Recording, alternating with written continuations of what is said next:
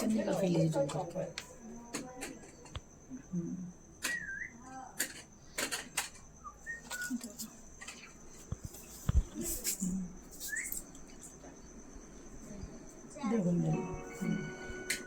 जो खानी हो जाए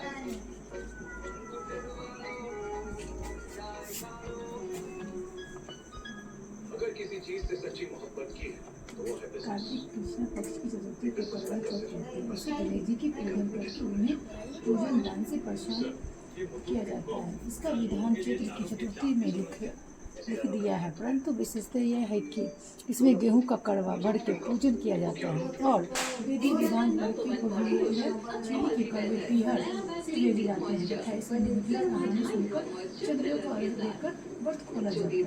व्रत की कथा प्रारंभ एक साहूकार कितना 2-3 मिनट का बना है। लड़की और एक लड़की थी। सेठानी की सहित उसकी बहू और बेटी ने करवा चौथ का व्रत रखा था। रात्रि को साहूकार के लड़कों को भोजन कराने लगे तो उन्होंने अपनी बहन से भोजन के लिए कहा।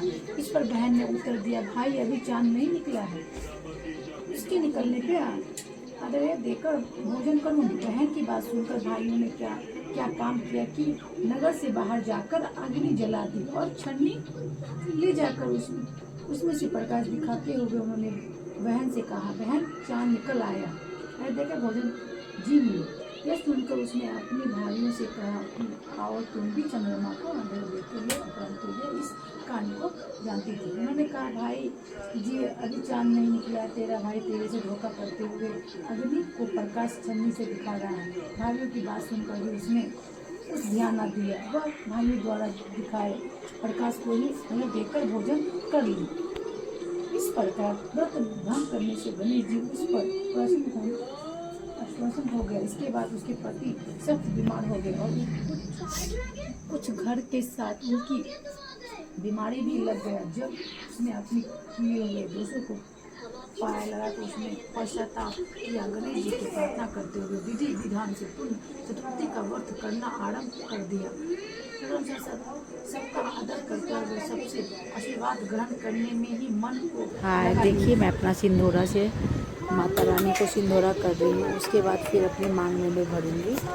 और हम लोग की तरफ ये परंपरा है और हम लोग की तरफ नाक पर से सिंदूर ही किया जाता है चाहे कोई भी तीज त्यौहार हो, इसलिए हम लोग बिहार में नाक पर से सिंदूर ही होता है। और ये मेरे सिंदूरा शादी का सिंदूरा है जो हस्बैंड की तरफ से आता है और मैं अभी देखिए की हूँ। और इसके बाद फिर चांद का इंतज़ार हो रहा है। कथा में भी कर दी, उसके बाद आप प्रणाम कर दोस्तों। आप लोग की तरफ भी ऐसा ही होता है क्या? आप बताइएगा कमेंट करके जरूर। और मेरा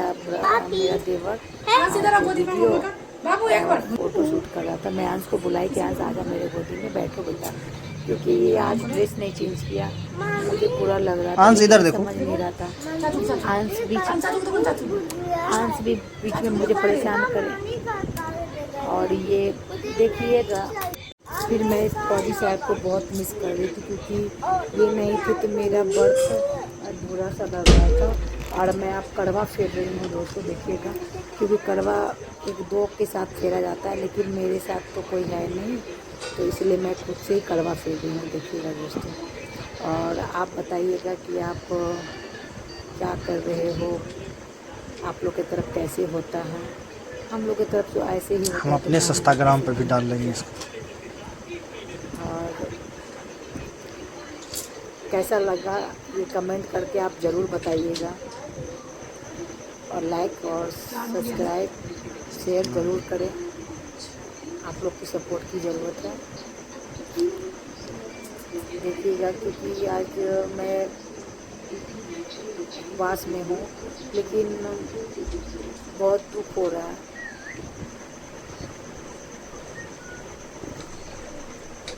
मैं अभी तक जितने बार मैं व्रत की हूँ मैं अपने हस्बैंड के साथ की हूँ, और इस बार मेरे हस्बैंड नहीं है साथ में फौजी साहब, तो थोड़ा बुरा लग रहा है।